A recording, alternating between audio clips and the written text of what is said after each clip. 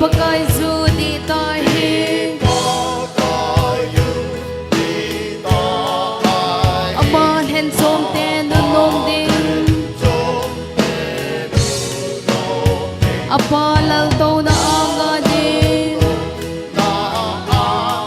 Ahong ding kigingin Nanay pa hong pa nakigin na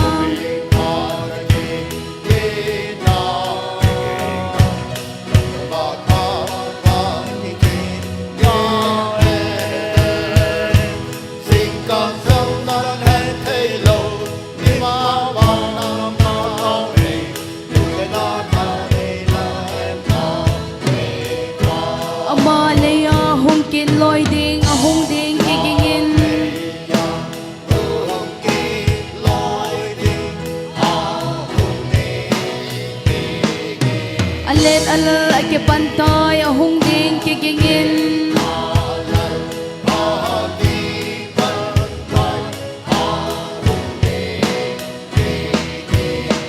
Bana hallelujah ging ding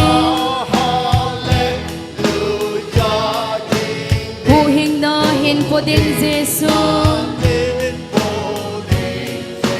Naliang po lamdod din na bana ahong ding kigingin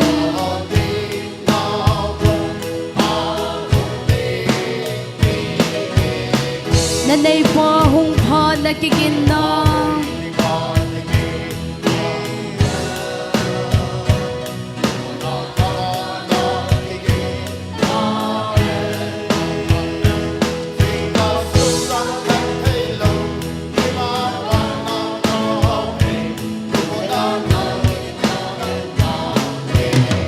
Bewin ahong kigingin ahong ding kigingin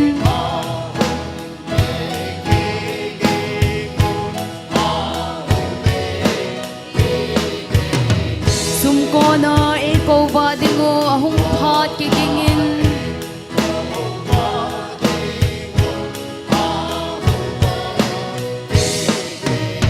Hagaw na imite zo setu Tupitan na hinko tu Pagkay anga idente diyo ahong pat kikingin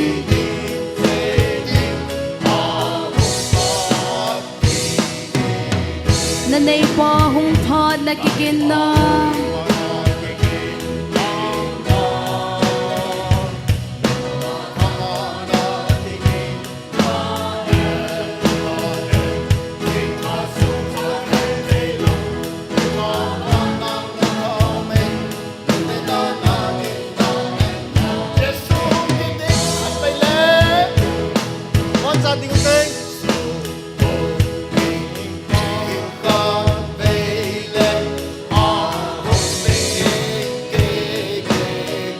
Awanin no makon hong ding kikingon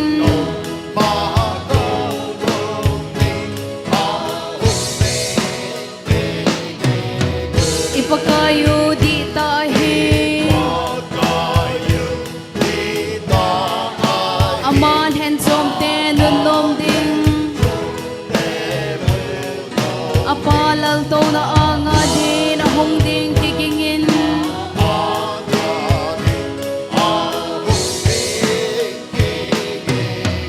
Nanay pa hong pa nakigin na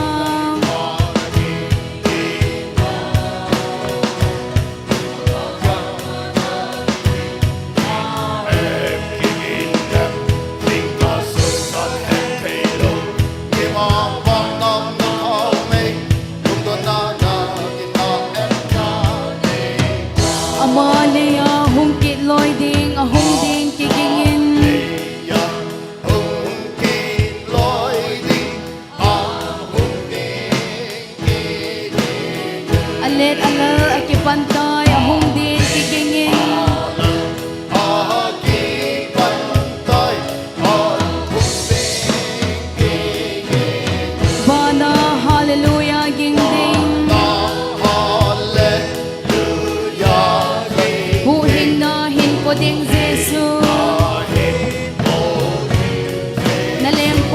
dot din na bon ahong ding kikingin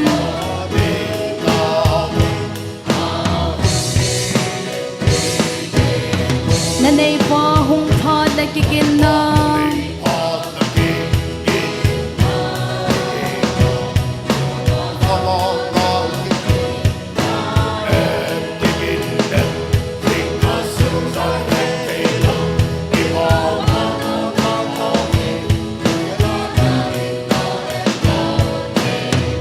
Belvin ahong e kikingin ahong ding kikingin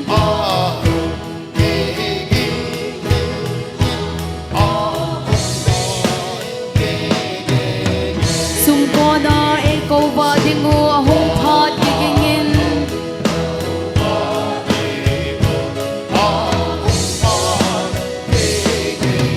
Thagaw nay mi te zo se chu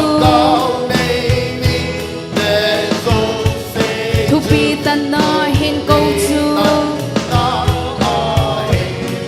Pagkay agay din che deo ahong thad kikingin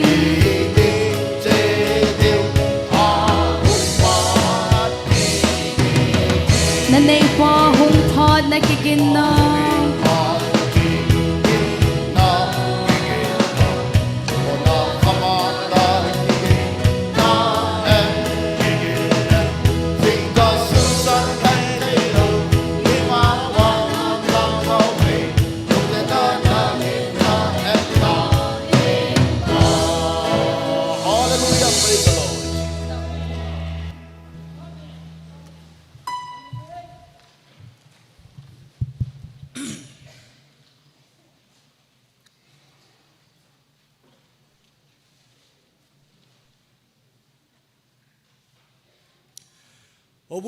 Hobung Pate, Bon Sawin, Nilhah Houkhom. Asizemute, Hobung Pate, Bon Sawin, Nilhah Houkhom. Kipao me, Nilhah Houkhom ipewa hatsung nong patin thangwai mahan lang. Program kahin simla ding hin kan simla masangin. Omigians borders hoyong ahong zawin. Secretary Paulam kay now ahongin. Is it Secretary Pasungam Kipatu Kisain? Atile borders hoyong, Natungsi Wapatin Patin Bosu Kerhen. And now you have to follow me. When I say good evening, you say good evening. Okay? And when I say hallelujah, you say amen. When I say amen, you have to say all right. Okay, good evening. Hallelujah. Amen. Okay, very good. Tuan program in Simlang Kating, Sunday evening worship service, Houkhom lam kai chui le keima, say go lam, tovum kahitan, Tunia, in thang coding wa patin to ATL coding wa to be saying chui le, iho senior pastor pu hin, Abana, thangko na Bible changin, ahin zui pai ding hin, ahin simding to Mr. Houtin Mang and Mr. Vumzalen hin, Hobung Pihon. Nakipo do sa win lang kan saying hin sim honding chu Psalm number som legup changa changup tichu akat na hin Psalm number som legup changa changup tichu akat na hi abana chu proverb bung som thum changa changup proverb bung som thum changa changup hichiteni chu Mr. Houtimang and Mr. Vumzalenin thangko Bible changa and sim hunting a hi amani nan sim chai hunting le phat pat natau hung che paintin Mr. Thangboy Sitlhou ahin la pai ding a hi hichan chu phongu hitin tum thangko Bible chang sim ding in Mr. Houtin Mang and Mr. Vumzalen kahin ko ta ne hi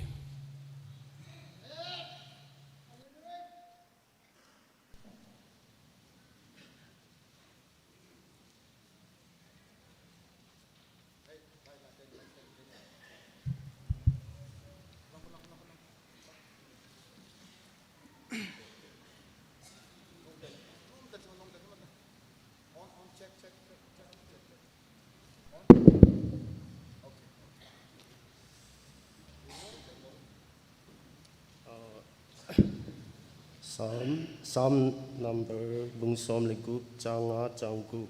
pakai hi ke dia katensa kachan ahitan kadi ta kado na chon ahi ji chun pakai nangin ke chan ding nei tu cha pi jingin changgu gamgi kite na a ke man ding mun pha pha e kite do in ji chun ke man go lo phata ka nei ji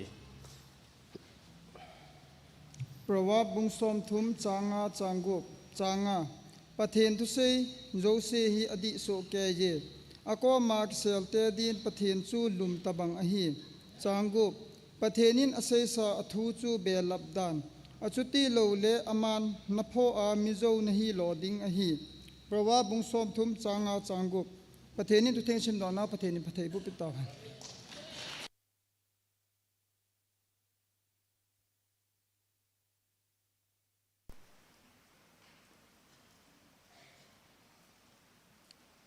Hasam ta ayong lang kima pahinga taon na hiniing kate.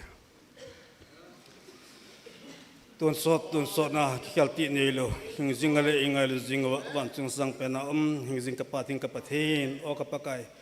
Nangai lu ni tikita na hitam pakai mitam ten pakai hitabang phat munoma muthelo so pul na tam mintin pakai. Nang magela yong gel patelo wa hin kho mga tam jong le pakai Krista sanan rad sa Krista Motbung pakai nisate mi za ro pakai nang ma wa soi thei ding le nang ma thu a pakai klam kai thei ding han khule phat nang ma ni pe na la ju ka ke pa na min lo pi ka thang ba hei o ka pakai ka bol zo si amina bol le lo wa pakai hiti ho zo si pakai ni khat le pakai nang ma tu anga to man ka san ni hoi ti gel do a ka chon no thu a ka bol thei na hoi ten ding lung se nin pakai ka lung song nang man thu se ding ka taw ki ne hei na thu kan simnau yan lang pakai na wa sai la kan san di yan lang kong ki man chan di mayo se ka ki panwa ki pana ki pakai ki sai to ka sia pakai kalau wa pakai nang mahong ki choi sangin bula pa na sai nge nang mahong pang ngin changa sai hu hing ka pakai se mena ka taw hi amen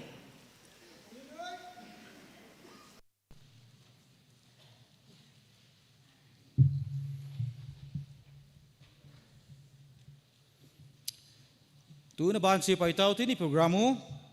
wa choi nalasa hi campers Pate campers ho hiding hin amo ho ahung ki gol kauvin lungse ten Pate ho lasading ho chu hung do tawo amo ho ki gol ka in program chu ban hin sim thaki ning kating tupi phan hung chi la pai ding hin hi chi tupi phat chu member thalu na yong azop pai ding hin hi chi chu a ho speaker pa senior pastor in la pai ding hi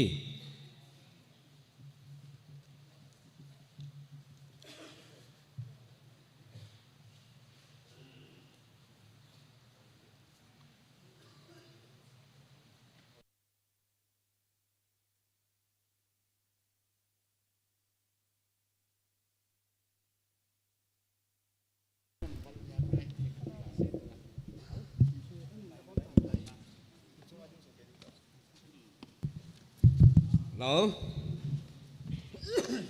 Bombing. The one part upon a Vahasun in Tangwan Malang. Ulang Kapate, Camber sort like a tamu and la in one skims of Povin. Long lay Hong Kong Sang Tin was in La he is adding sound let Latan and Boll Somni Lago in Lai Louis Pity so. Kan san koi pam se le thu nei ning alan e o nei ning ai pi hin lang a thu nei ning ai pi unti la tung lang he a o nei ning ai pi wa le nang ai non ma thu a nei ning ai pi wa ni za pi divin nu le pa o nang pi ho yo si ko ma san taw na kan nei tu hin mol mo tang leng tu la tun som ni la gup hin lai lui pi chu thiên wa se na in sa wi nge chắc là sự lớn này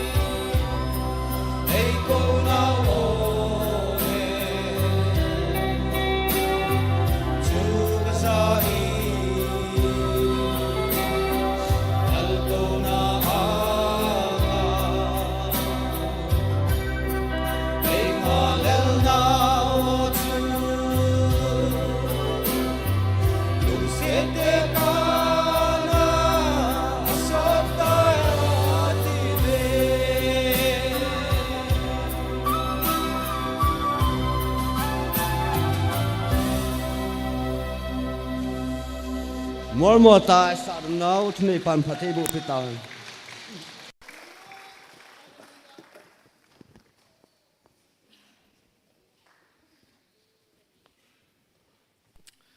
Hello, hello, hallelujah, praise the Lord, amen. Paten thang vai nom hen? Paten thang vai nom hen?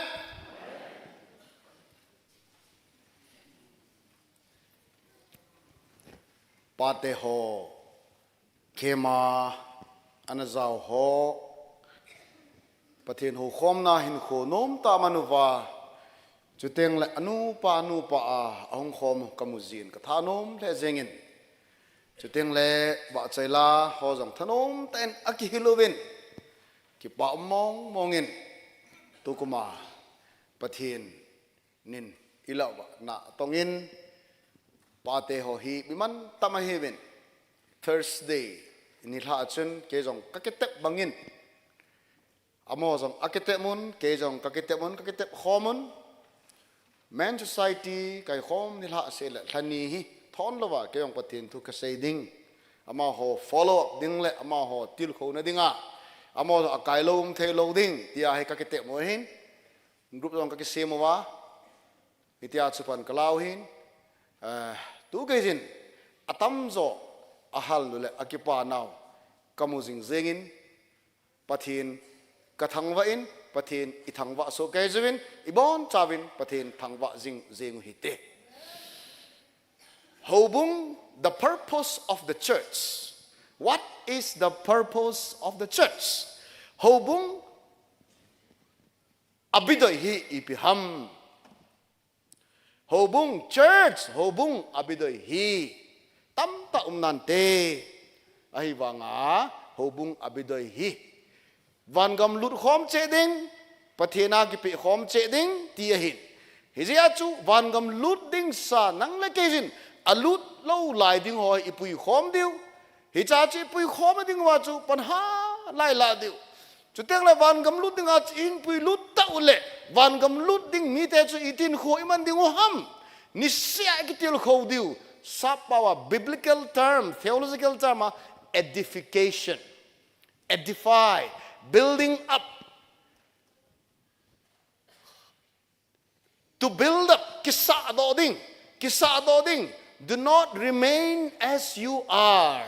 Nahi na chu nahi ziang lo ding kapeng tatai. No. Kapeng tatai ti chu it's just the beginning of your Christian life. Na pen ta chu Christian hin kho naman na apat nahi and thereafter abana chu tam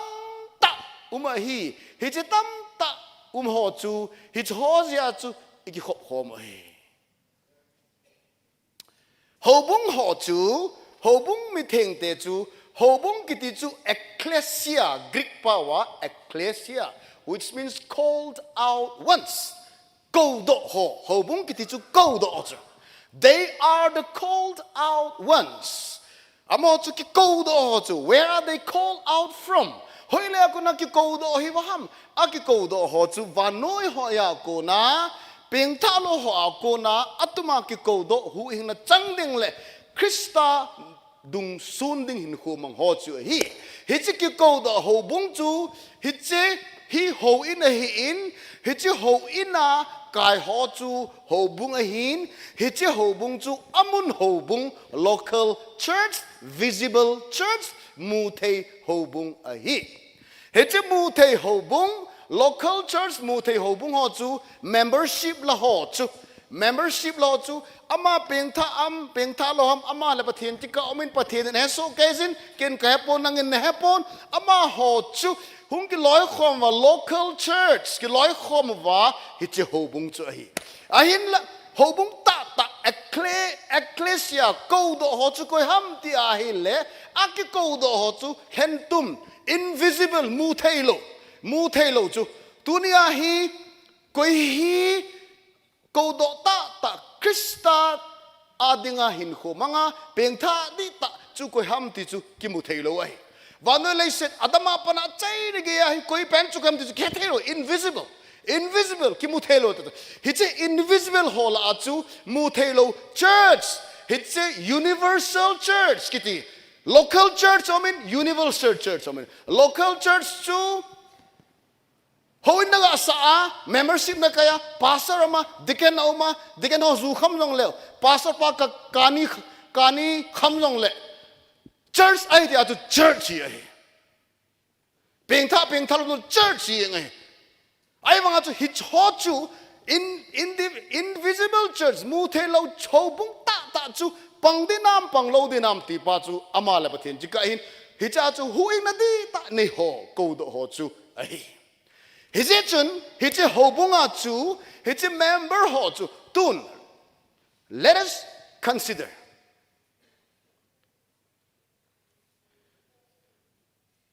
Local church ho chu, amun hobunga ho chu, mu the lo hobung ho, huing na chang ho, rapture la di ho chu hitin latao kite.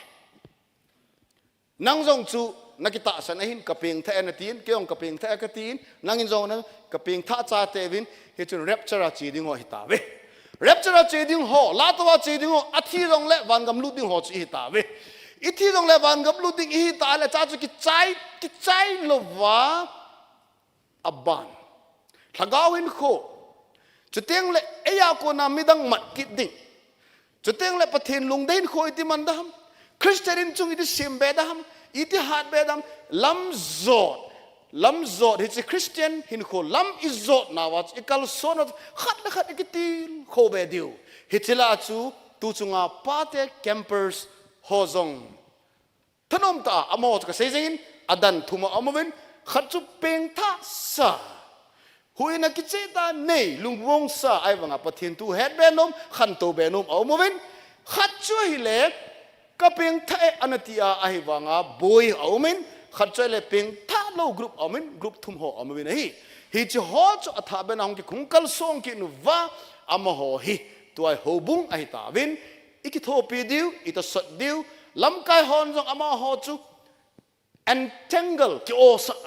o sa jing entangle asilanga hello aphalama asilanga ki o sa lo aphalanga ki o sa hiti achu panmun chi pejinga itil khojinga le kehi mo mi khai lo pi chu I'm precious kehi mi man tam ke chu de chu ke het do tau chu mi man tam ke chu ya chu Thursday ni la pathen tu say you are precious mi man tam mi pa khanya na man tam dan chu tu ni na ki het do tai na man tam dan chu tu ning jong vetang tu ma sanga azin jong akibo pinom lo chu tu azi to hunung kai thei ta chu azin ni ta le o kazi pai Krista hen mu in o kazi pai judon an nga in kazi pa aman tam dan alo pidan ni tunin ka che khom thei do o itila ka che khom te nga jing dang cha gyu ge wa acha ten o ka pa khui ta le ka pai na khunum hen lang alim khel hen lang amel khel hen lang luhan na long pai hen lang anam ho long pai hen lang o cha te taw namang taw te ati dem atia anga jing na lo pi naw naman tam dan chu tunin na zina cha ten namutawin hobu jang mutawin hallelujah pathen thang vai nam hen hiji chu ama ho se but ibon chawa iman tam dan hi iman tam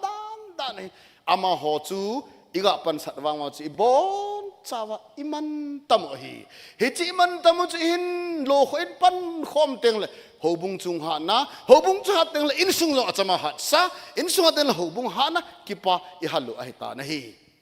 segulam wa beta wang thanom ta kathanop dan ni azi to honung kaya chuteng le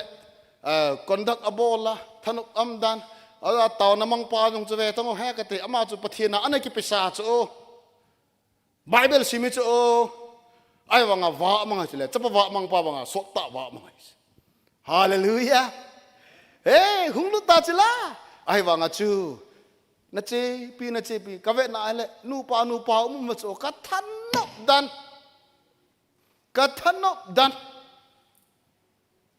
ke thanop hi ipiham ka thanop hi pathen kel ngoi chingpu hi na a kel ngoi ho akhan to wa thagawa avwa chuteng le ki pa na anei kalwalwa ka ki pa na di umlo a he kisay to paila taute kidem to paila taute kifun to paila taute free ta in pathen ho taute hallelujah amen tu nila la nen savin ai chu alam kai pu long chu ong cheng tha long himai the hin ngai da mo hiten ong cheng tha ka ti teng le rhetoric he ti chu ipeham ai pehle lahi kam khat ban ke oi la sa thim kai po bin ko o wanga hin lang atu changa ngai bin tele hung kum tang kum ta chang siming ati ai pile no ozong angein no ozong ka ngai bin atu changa ka ngai jevin no o na thu chang sang wan na limu chu ka ve win ka ketil khowin ka thano min ai na hon thanom ta lana sa chu America ko na Jim Reeves damen lang hung hen lang hi zong le Jim Reeves hung sanga nol sa chu alo pi zoni hallelujah artist min thang ta thagao mi ta hung pa sanga jong nol sa chu man tamzo hi kila ko mon pakaya dengan panlabi wai mi man tam nahi ve so pite ho pate ho mi man tam hi ve tunila a pathen thu hing isei masangovin member tha ga la lu nei tin long se tai ni lang hong ding do wen lang lun min len chong loi son of ham kholal chong loi aditil so sei da tang kating wa nei hling thlovum wife of Lun Min Lien Chong Loi nei hoi them Chong Loi daughter of Lun Min Lien Chong Loi nga nei ning Chong Loi daughter of Lun Min Lien Chong Loi amahoi Cycle Town Christian Church akuna hongki chawwa laya hi permanent village membership citizenship akila now bana hobunga jong to apanai pan ila khom diu ai tai hezechun Bible chang khat siming kating but you are a chosen generation a royal priesthood a holy nation his own special people that you may proclaim the praise of him who called you out of darkness into his marvelous light ahilan nong ho hi khentum tempu leng tempu khentum mi chuteng le nam theng ama mi te chu na hi ve hi chun nang hon ama wa choi na phung do a chuteng le muthima ko na ama salwa na dinga chu na ho ki ko na hi ve na ho individual na changwalwa hin ko na man naw wa ki chai pon society church hobung pan khom thi khom ding hin khom ding to khom ding ne khom ding to khom ding pe khom ding sei khom ding hi chu pathinin e de naw hi aze chu ho nam hlen chuteng le royal priesthood leng thempu hi na wa hi thempu kiti chu pastor reverend ho chu kiloi khom na atuma ta san na atum be ibo le bowin ta san cha te zo se chu thempu hi bi nei tuni nang ho jong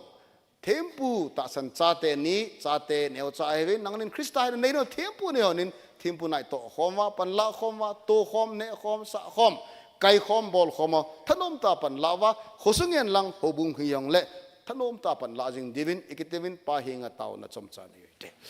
pakai pathen tunia hi che sopi te ho hi che insung hi cycle lama ko na hitabanga chu hungki chonwa he che khosunga hi thina hian lang hina hian lang dam na hian lang na hi jong le ki ho to khom dinga angial ha now bana he che naman la dam sa ho bumi thing te ki vai hom na a hi pan la thei dinga ama ho hung ki gel wa tunya na so en ke mamo lalu the na ka nei zein namin ka thang ba we na hi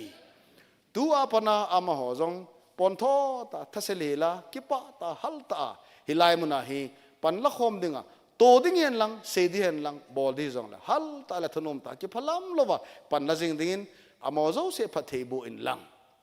ama ho akuna ki hon jong phathe na ka chanuwa ki ho akuna jong ma phathe na chanuwa khada khat kitil kho to jing thene dingin nei pan pi devin jesu min ka tawin hi amen chibai bol teo gawa ta ta ding lai ta hai tun ken kamu ahin mi pin namu lo mi pi ak sa wo ga ve te mo member thai ve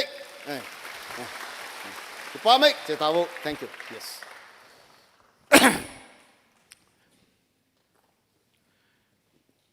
pathin lungsit na lopita ichanguvin Reverend Hencha Myanmar langa missionary pu TBAI ailo ale Motbung Baptist Church in Dairenga igoi de povin ai wangin aman pathin na to na hitabanga chu Myanmar ho pathin thu sei pe na alam kai na hirichun phat masalanga chun uncle songin pathin thu lopi sei pe unhi hicha ko na chun chonu jong e nei jovin chuteng aman thu asei na ko na jong chun kalong thima tong khan cheni kan se ipile idamule phat khat le lampi ho khulaweng ho ong phatna che theina am ne ache am teng le Myanmar muna ailo le more border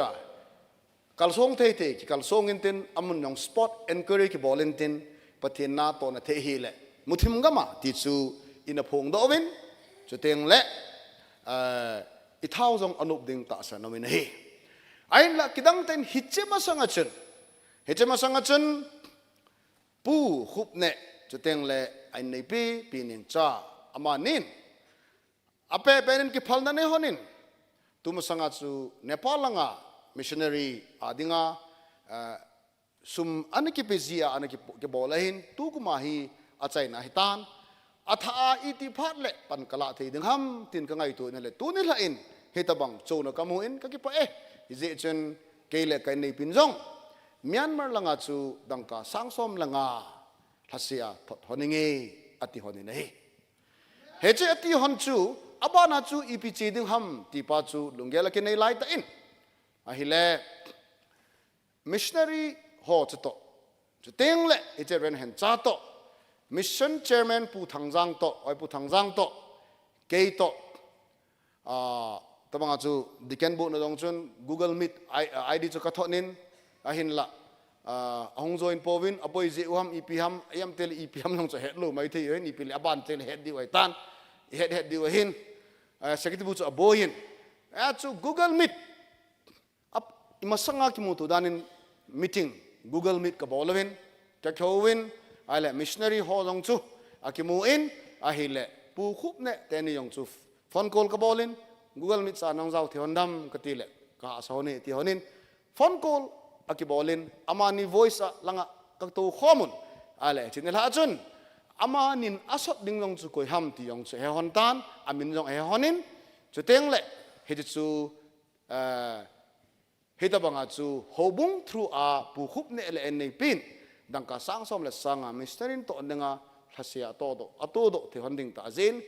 patheni thangwawin ibon cheken khut ga beng hite pu khup ne chiteng la nei pi khat ve ga ding do hono lung se ta in pathen lo pin dinga ha se le jong le langa hung ding do hon hi khel hi jong le chen okay la ma ni kho khalo hon ong cheng ta hon ga ve le chen ke pa mi God is rich pathen hawa hi pathen alung saya pathen mi te lung sunga thu sei teng le thil chu bol mo ompoi ki pame ama ni jong pathen phathei bo hanen lang pathen in puijing hanen lang sot zo jing na le pe zo jing na nei han jing than ti chu isei hin tin chu teng le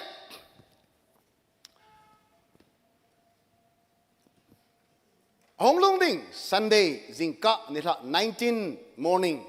Sunday zingka Sunday nila hi kana say zing Reverend Solal amato pathin thua kizep to na holim khom na ki khat to khom na nui khom na chuteng le kichou na inei khom diu hin je chen thanom ta in pu Reverend Solal to pathinu khom ding in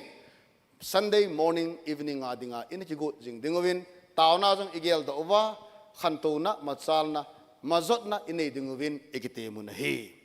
chuteng le August 15 le 16 August 15 le 16 sunga jong hi pu Reverend Khaizakham ama message antonin kaphat jong hi pol se ka gel do in kaphat jong anu kha la mai tan ati nahi pathin nine to khomu pastor kong chair khan lala chun pathin thada changoi ka kheu pi in atam zo churchan pur long ho hi ben e ho hechen ipele gun ta nong jeng ngong chu ha santin ipile nong phat teng le program anam sam jong la kabi la ki ban sa yeng di ka ti hin reverend dem ne jong ka kheu pi in reverend khai kham jong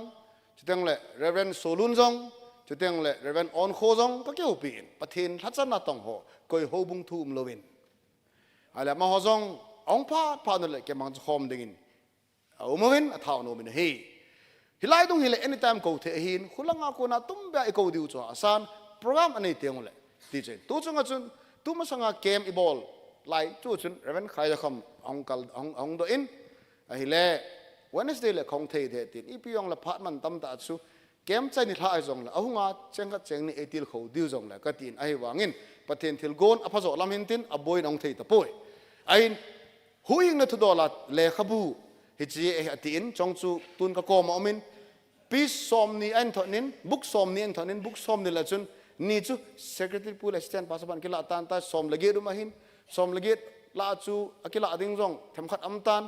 adang akila no ma hele itik pen tha thu huing na thu iti tai athu chu secretary bu pastor assistant pastor bita thu chu na sim hon lo la ha khai ta chu amin chu le khabu min chu ola na ki mo la hon hai ha ate abuk min chu be se ga sion tango ei ti yong chu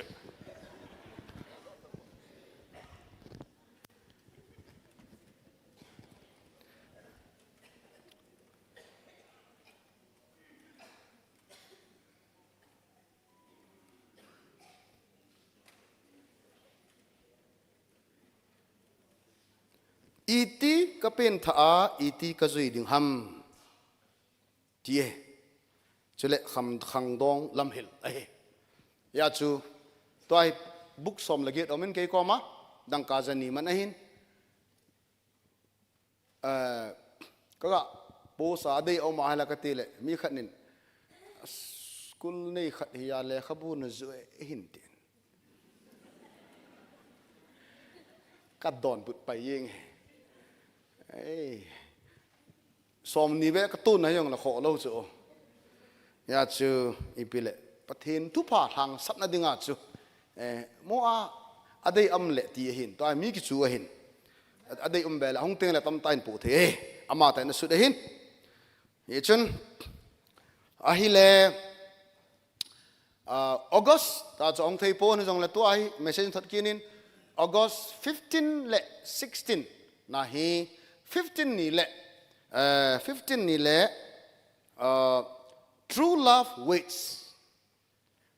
waits ngai lut di ta chun anga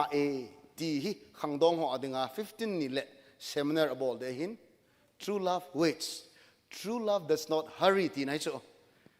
ngai lu di ta chu akino pon akimo chok chok pon akimo chen chen poi ti nai chu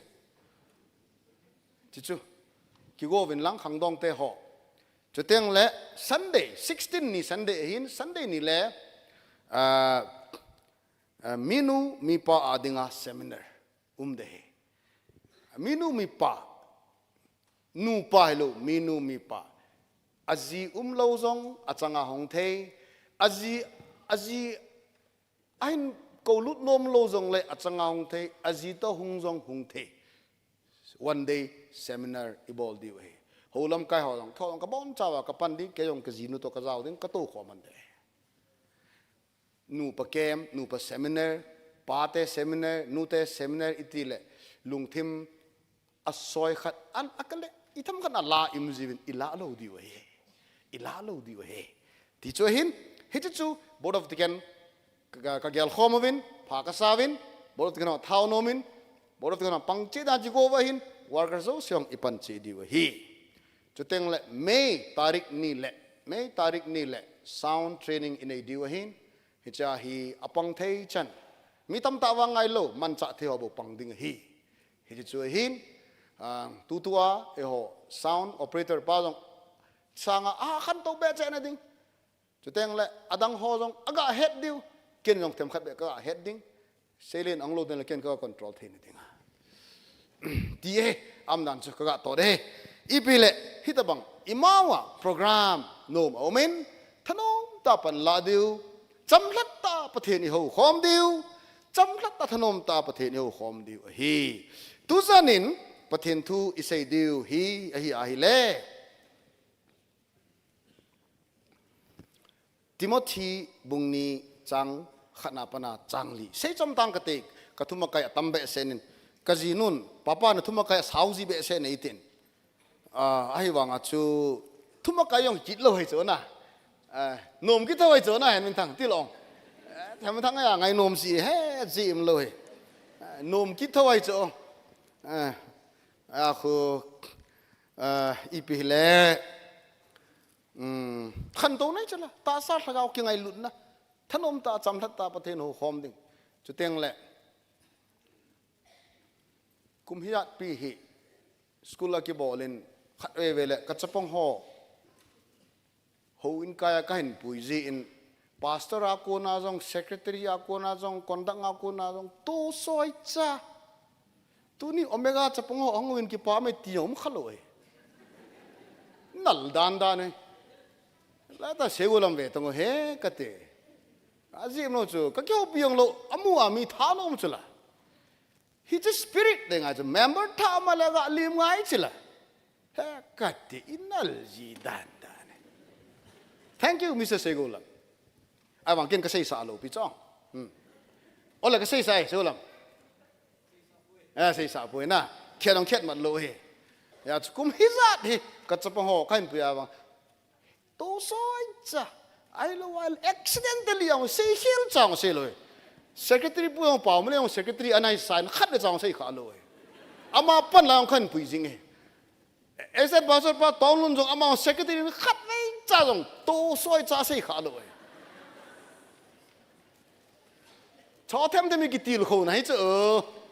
hạt này chứ lệ tu các tiếng bol tao tí chơi hi ai bị lệ cả vợ lệ thu đi khu tọt na khen hiện gì hết na làm chôn ngang hồ tha thân ộp gì hết thu đi yang tọt na cái hay lu na là nộp mà nộp ra mà thu đi chứ lệ hay lệ chấm trả xây điều hay sao ta dùng chấm trả cái tiêu vàng cho xây sao kiện mày thế Timothy bung ni chẳng khả năng pana chẳng li sim hite Timothy bung ni Timothy thot ni na bung ni chẳng khả năng pana chẳng li you therefore my son hiti ye chun kachapa nang man be strong in the grace that is in Christ Jesus Krista Jesua ngay luna chun luksen na chun hanin and the things that you have heard from me among many witnesses chule heto sa tam ta hola ko na keima heto sa tam ta hola a keiman katu say na za ho chu commit these to faithful men who will be able to teach others also heto sa masong tam tala na koma kana say pe kahil na ho chu midang ho ko min say so nin chutele ama honjong midang koma a say son ki thei di hi you therefore is it chun nangman must endure hardship thogen thena na tho zoding as a good soldier of Jesus Christ Krista Jesu sapay pata banga na tho zoding hi no one engaged in warfare entangles himself with the affairs of this life that he may please him who enlisted him as a soldier hitche galkon sepay khatsu hitse leise to en agisalung gimpo azzi chu aman asapa ahilo ala apan sapa asapa lunghol na pangahi patinin athulo pita sim do now yozo sia dingin patebu pe kit taw hen wow anasata ve agil ta ve agil mong you therefore my son exposition bol tu jane topical bol po achang chile ya sayuite wo kachapa tis ibja kachapa ati ham Paul to say na ko na hiche Timothy chu Krista ahin puya chu thagawa achapa ahin tunin thagawa cha izat ineita ubem thagawa chanu chapa izat ineita ubem ti chu khatna ki question hite nahin sa ta sa na chapa jong chu thagawa na chapa hizo nam nahin sa na chanu jong chu thagawa jong na chanu hizo na nangma mi pa khat minu khat nahi na a pathin thua na puilut ta em question ke bol che ute ai lo le ho le cha khat nei na a ai lo le Christian khat nei na a witness na bol na a pa ma koi tabam khat chun nang main kho akuna Krista amuta em question ke bol ite Paulin Krista ta thagawa chapa chanu tam ta ne ho la ติโมธีอัจฉปาขัดจุยฮิจติโมธีอัจฉปาหินอีพิอาดิลเขาว่า be strong Hanit be strong in fighting with your arms no natha namito kidela hanin ti ipon but in the grace that is in Christ Jesus Krista Jesua lung set na chun ngai lut na chun hanit hitse ngai lut na hat Krista Jesua ngai lut na a hat tulain e hon sobite ho ta sa ki sunna thepna ki sunna bol thena ki sunna henge pu evangelist tong khuzang ibola ka tizi ham tile ama reverend ahinunga hobunga ahong tapon ay chu Independent Baptist Church a reverend apewa pastor apangin hichema sanga chun evangelist ahina in kalson na asayzi na hi hilai mo na song asayzi na hi kay hi lekha theming kating ai lawale bol thene na ing kating them khat be lekha ana helang hiti sang ai pathinin eiman cha be ding hi ati chu kalung thima amil po nai lekha bon ki helwa hi chan gi za pathin eiman cha thele lekha an heleng paula an tho theleng hiti sanga eiman cha theding hi ati and that is a fact ata hichia chu pathinin thugu ho sei phong ding le ho bung ho sei phong ding a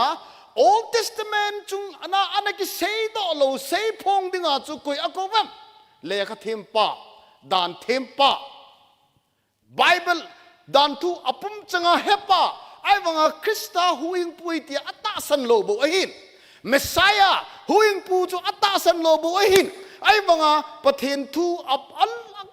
le Gamaliel khutna Gamaliel kitipa hichlai khanga dinga tulaya dinga ken ka seizin Dallas Theological Seminary tabang bang atwa tu pi pathen tu a conservative fundamental pathen tu ti ta hoi ta min thang Dallas Theological Seminary tabang karati ji nei hichun hiche Gamaliel khutna hung sei let pa sol chu aman sai azichu Pauline epistles, Pauline upon the hoto, Matthew Magluon upon the oi kihichu. Yachu patienin mihim, a head na pasong amancha no michu. Hitchading a chu, Saul chu, Damascus lampia amatanga, Kema nangma tugu pung do dinga, Kema nangma kangan sehi, atia hitche Pauline lekato tamta chohi, hitche he rapture to, hobung to, akisheido olo amahi upon do sahi. Hechon ni pivet sam tia hi le degree dong atupin head na dong atupin ai wa heche degree head na chi na thep na pa chu pathin head lo wa ale 0 hi heche mana chu hello dong aman cha lo hi poi solcha disciples se ji dong ho ngaman len sep le kha lo chu aman cha amo dung jaz pathin aman cha nam ki na hi Hita mga chu evangelist tong ko jang chu lekha het lo wang na sta pathen aman cha hi ala tunin ahe ho athem ho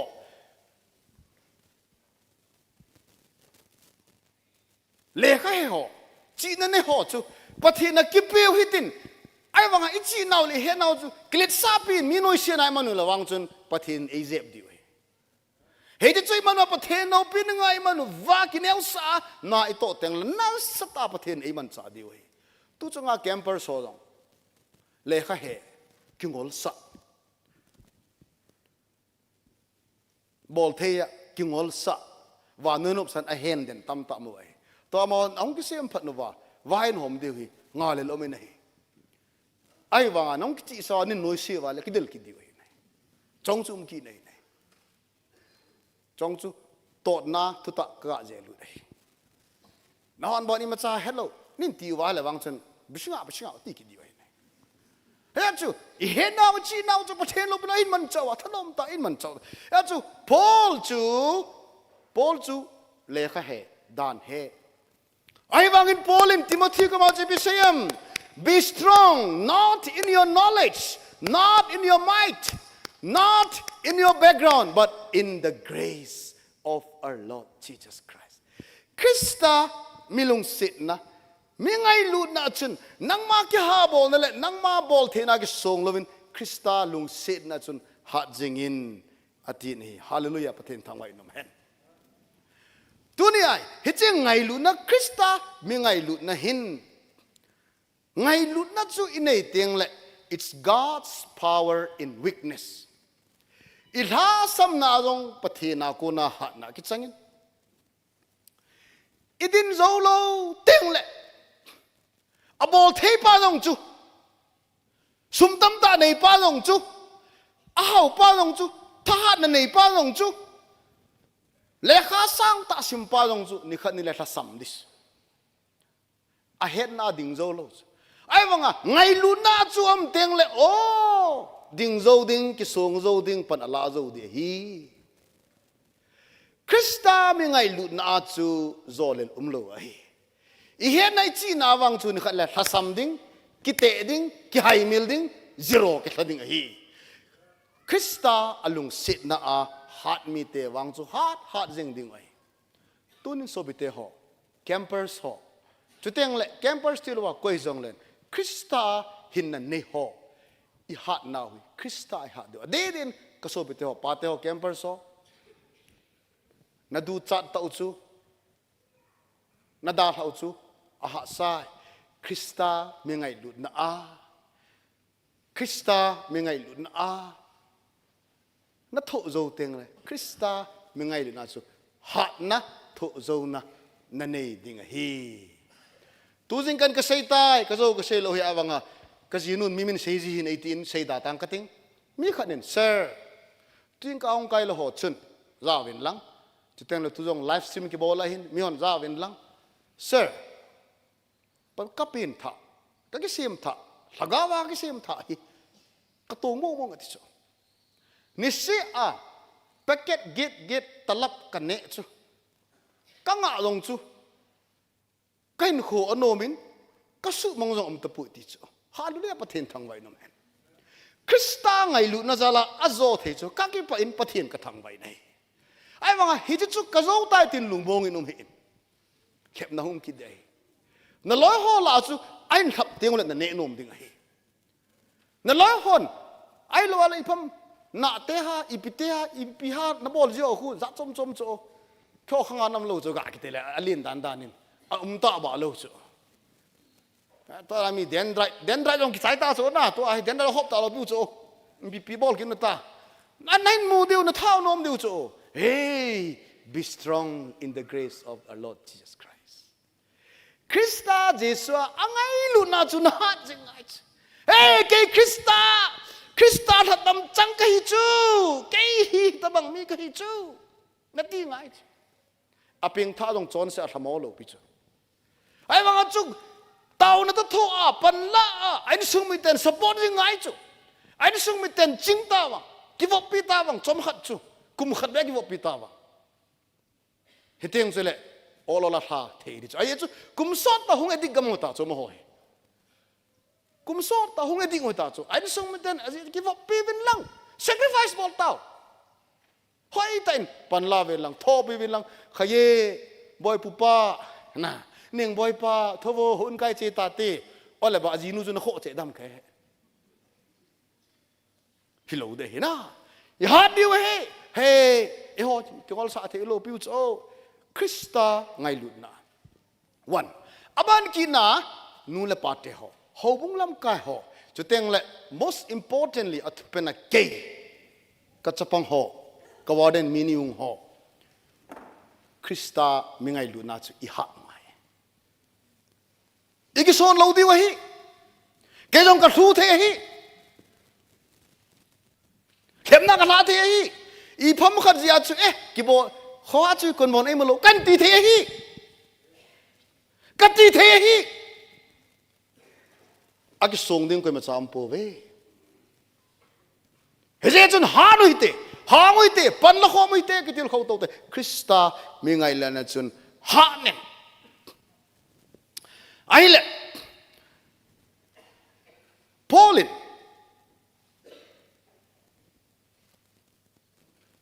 ประเทศนักคนน่ะฮิตเจทอนที่เกี่ยวกับละมังอินอดีอาจูอีพิเซียมประเทศนิน My grace is sufficient for you กินนังมาก็ไงลุนะลิงเสเน่ที่อาดอนปุ่นนี่ประเทศมิไงลุนะจูโจเลลอันนี้บ่อยคริสต์มิไงลุจูโจเลลอันนี้บ่อยคริสต์มิไงลุนะจูบอลโมอันนี้บ่อยคริสต์มิไงลุนะจูอินเดียอิเจปิเตงเล่หัดนักอินเดียฮีอาบานกินะอีหัดมุตุกิโทนาจูจางนี่อาจู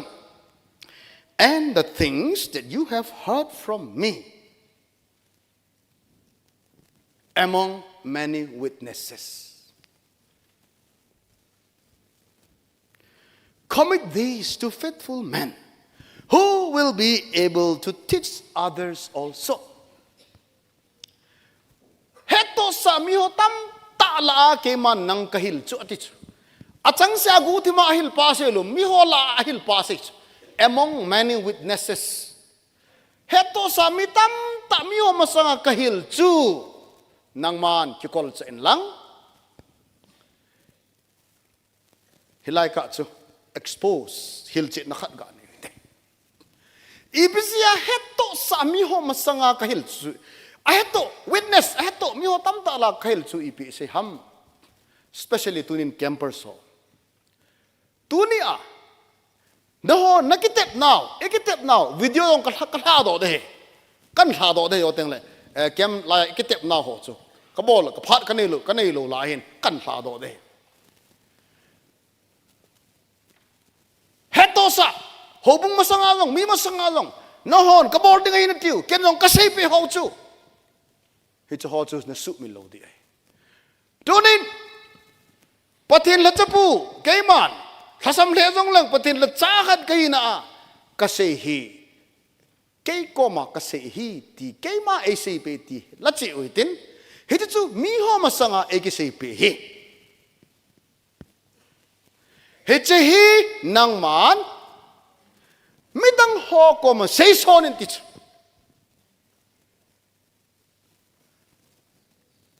khat na a patin thuta patin mi ngai lut na kitil khona pathen thugu ho phung do ding hon kaya hoi lai ka ti poi pathen thunga ya taw khom na na chi a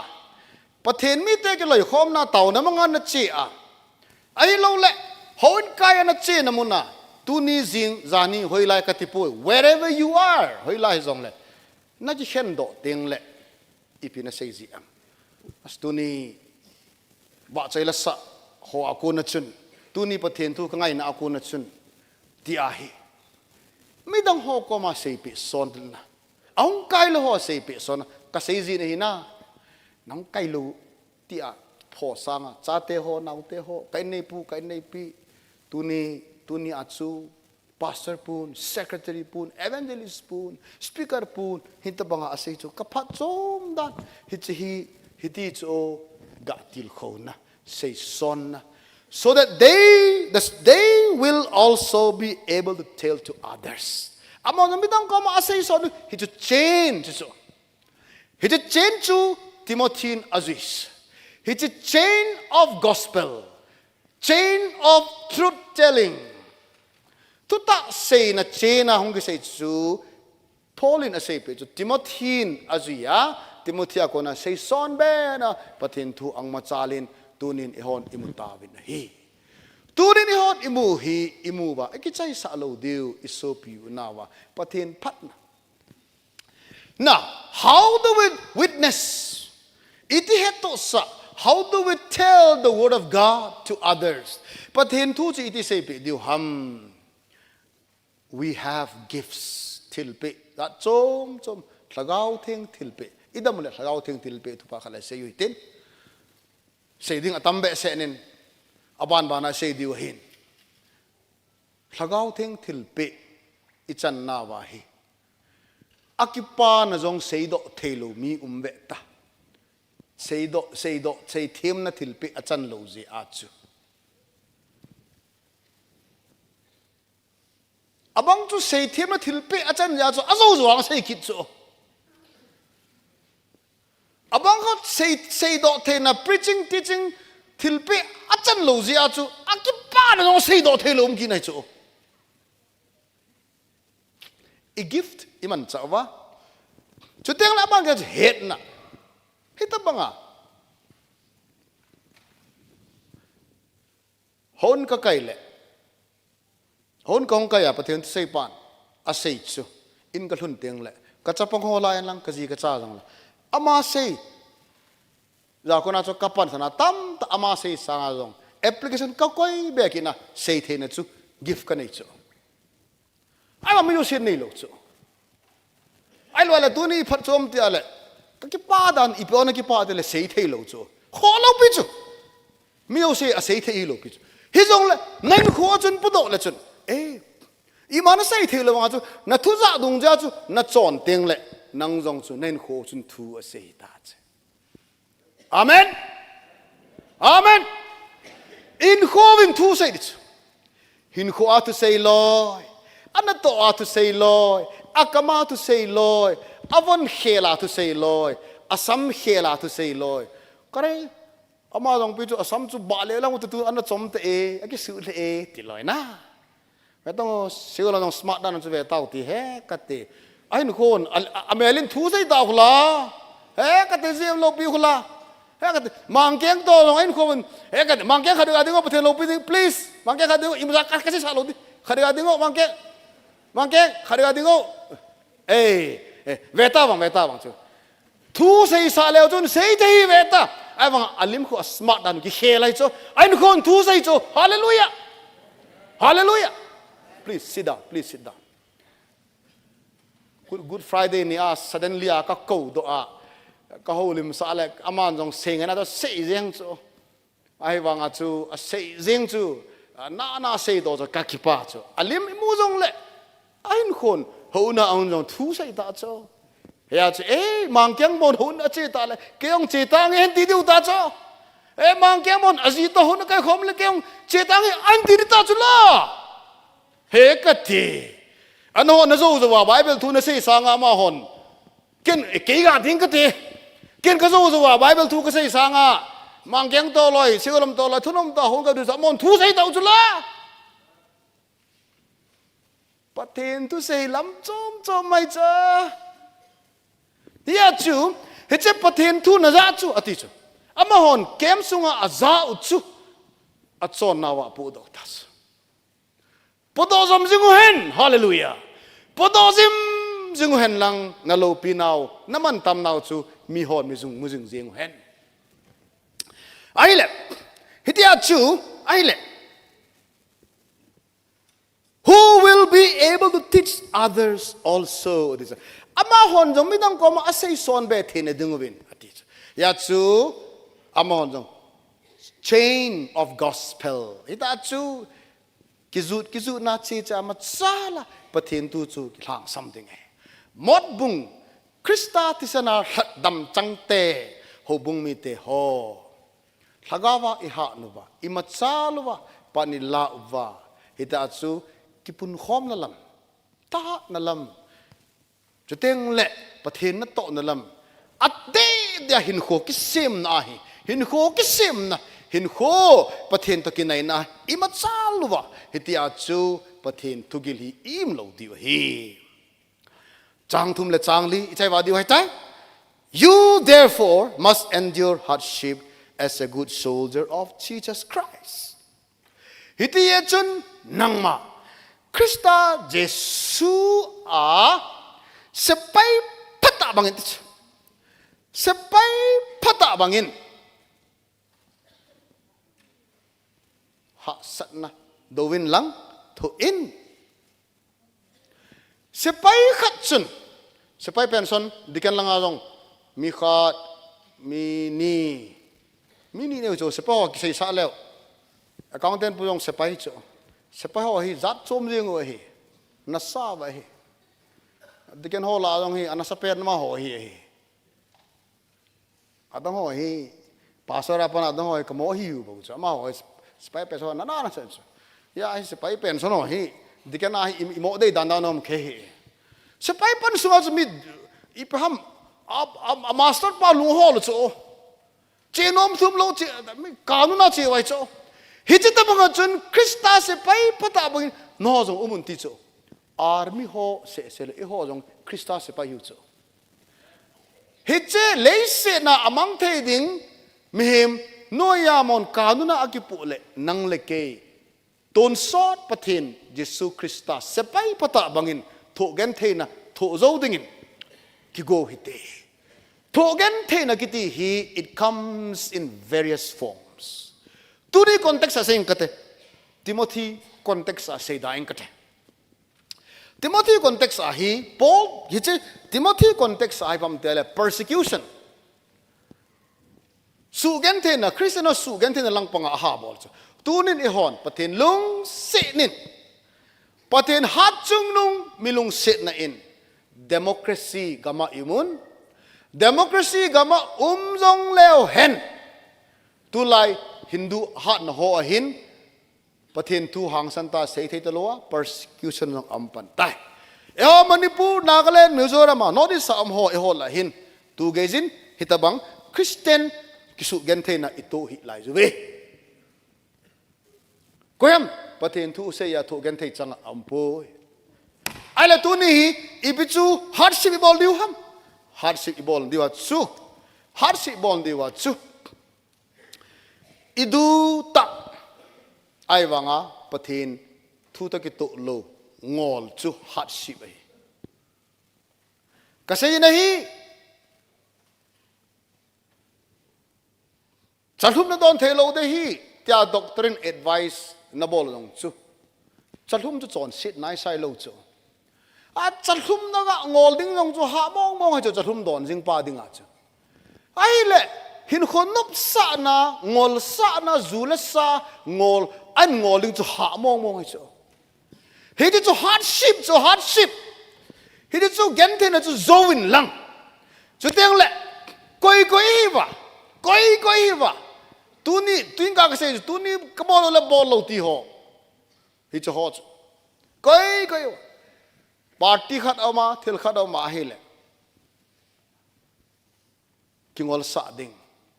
bol ding ifam khat bol ding chan sa ma le bol ki khol hen lang hele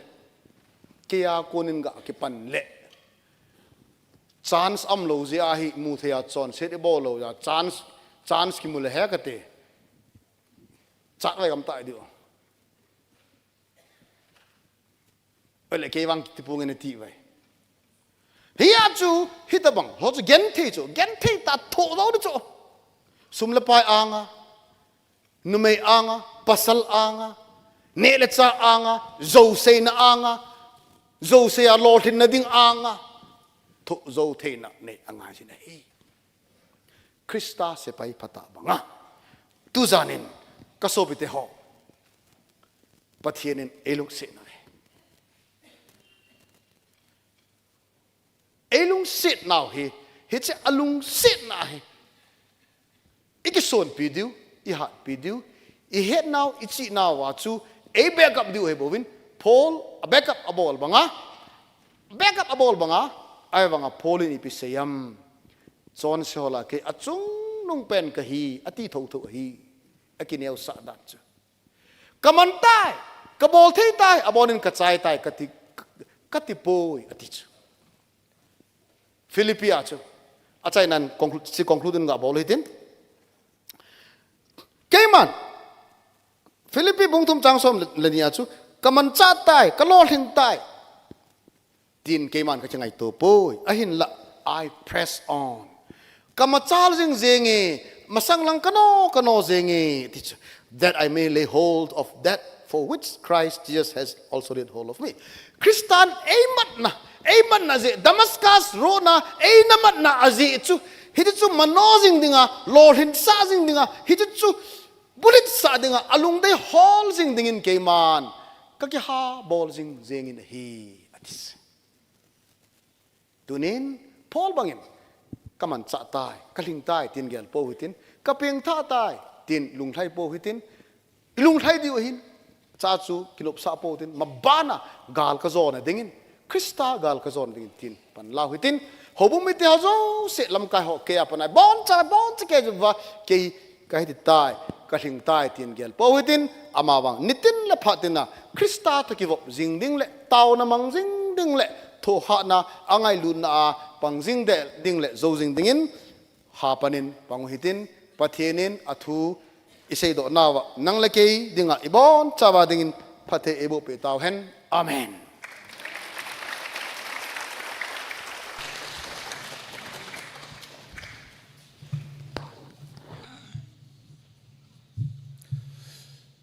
Pathin thu ngei ta til kho na be strong in grace lung set na a til bol theina thahat ne jin umun iti tupi mang cha in ai ho pastor pun ai nei pi tawin ibon chawa dingin pathinin phathe ibo pi taw hen chule amazong pathinin phathe bo jing jing hen I program oban ma chalu tin to a hi thu phun phar hi hobung secretary nei pi diu chiyo teng le thil tu ho I than do diu hin hi chi thil tu ho than do na adinga hi diken ho la pu sat mang e nei pi diu hi tun thu phun phat a peute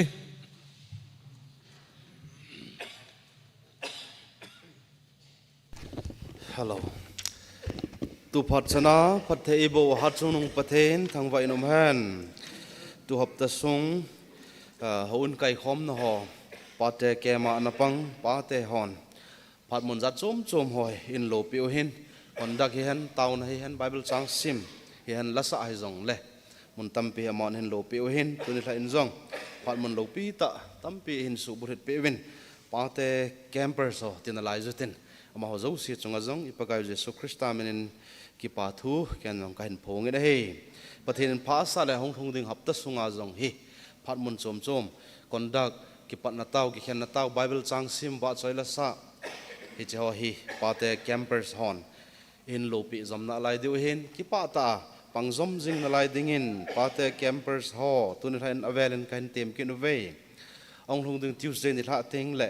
thagaw mang thaw tau dinga tau khom na pulal go thang mission secretary pun elam kai dingu Wednesday ni tha ting le pulim thang dikanin pathen thu isai pe dingu chuteng le nu hoi nelam Sitlhouin pathen wa choila isa pe dingu Man Society kai khom nong senior pastor pun pathen tu isai pe dingu pa lun go mang tho umen jong wa choila isa pe dingu chule Sunday jingka ni tha pathen ho khom na sunga thupi hi in za hong ki phong banga pakaya jana sang Reverend Solalin pathen tu isai pe dingu hi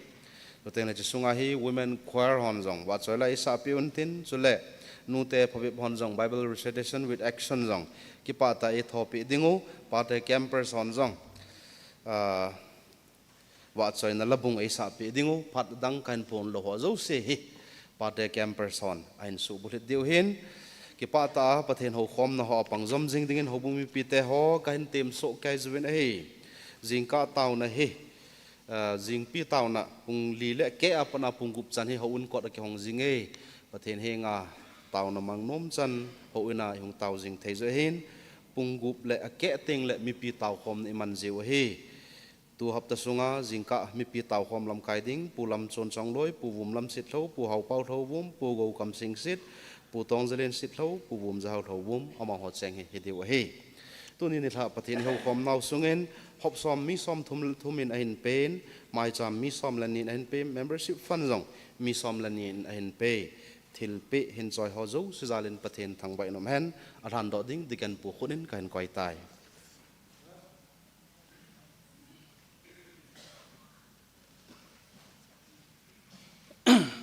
pahinga taw na ne te taw ngai lu na sang pen te ngai lo hing jing ka pau de ta mai pathen nei lung set naw nei phat the bo naw kedang ta nei chanawin tu ni la pha nen jong na do khang hin jam hoja hop som a hin mai cha ma hin chule membership fan hin chule ga hoi ho nangma a pe dinga ong ke than do no hi pakai ama ho hi leilam wan lam phat the na bo jing zala akipa naw nangma dinga ke than do a anup je atui je het jing naw hi ja hong ke than do ho zo se hi pakai phat the na bo a chule tu ni chan ge ya nang ma mina ki hang do thei lo lai hon jong amo ho jal kong ki han do ki nuwa nang ma min lo pi ka chai sangwa he chi sumla pai ne le go ho zo se hi ke ma hon ho bung ka pi o he pon ong ki han do ho zo se hin ka pakai ka pathian nang ma khona dinga han han do hi zalin na nga na cha thasam ta hinglel ta hi jong leng hin han do in na phat thei bo ngai cha i hu hing ka pakai Yesu Krista min theng pana ka tau hi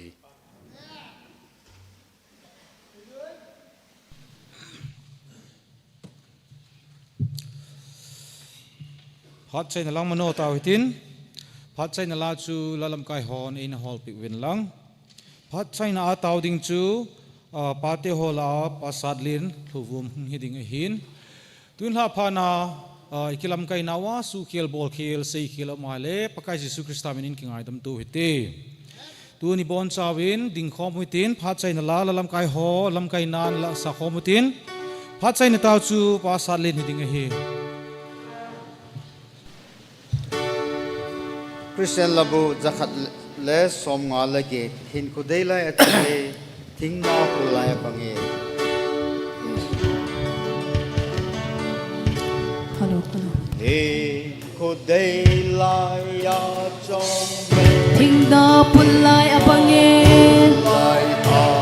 pange Chang phal kan sa abange kikingon Hin ni kho akim zinge Bang se di hong hong in te Di na hong hong lo in te kikingon na hom hom lai me Phal ho min kikingon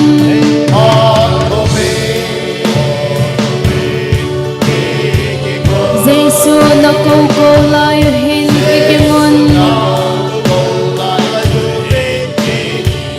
Sit na so leo chun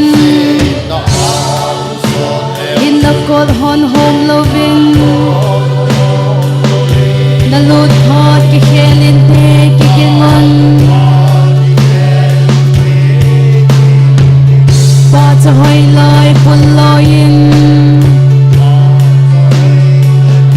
Hang dong hoi a che loin Nang so ding na hipoi kikingon Pathen han na ko lai hin Hi un ngai so lovin Man na lama chun na te kikingon Had ho min kikingon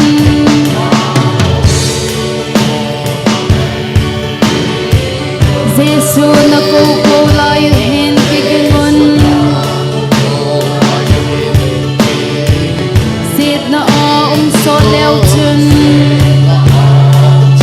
Hin na kon hon hom lovin Na lut hat ki khelin te kikingon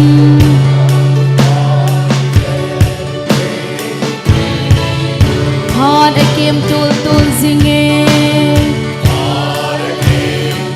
Thi vai ho ma hong nai ze Jesu khuda ki khumon man gangon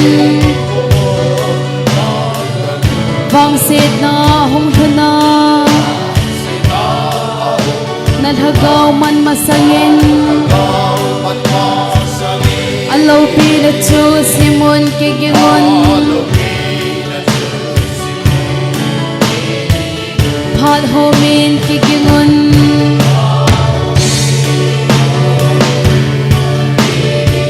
Jesu na ko lai hin kigingon Sit na so leo chun Hin na kon hon hong lovin Na lut hat ki khelin te kigingon Hil na thu chu ngai thavin Pakai chu tu da leo chun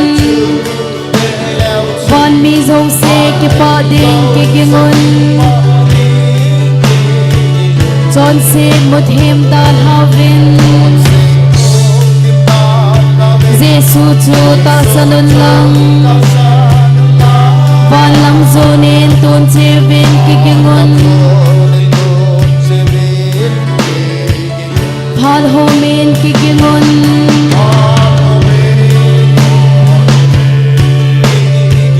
Giêsu na câu câu lai hen kikingon Siết na so leo chân In na con hon hom lovin Na lut hot ki khelin ti kikingon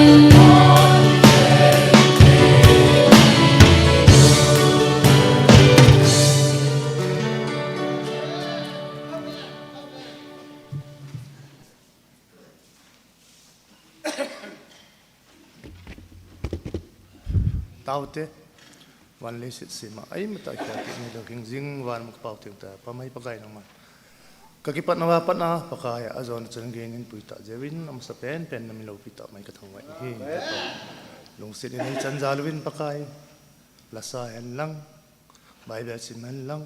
na tu pi ang din pi pa zong na pakai la ka teng mi chang che adam na pi pat thel bo na ga lo thum ki nin hi he pa nang man na tu a in lam kai pau a tu chang sei do ha chu pakai ka ke mel si uba kal khat son be na ka nei then diwin la ka ten mi chang chen nem pi tu thum pi den he pakai to ang khen do ding ki ta ben khen do ding ting na mi chang chen ang nem pi du mi chang a chu hat mo la sam le son set a jong lem na ko ma ki pa tu sei to ko ma ka pakai chu stamina kom tau hi amen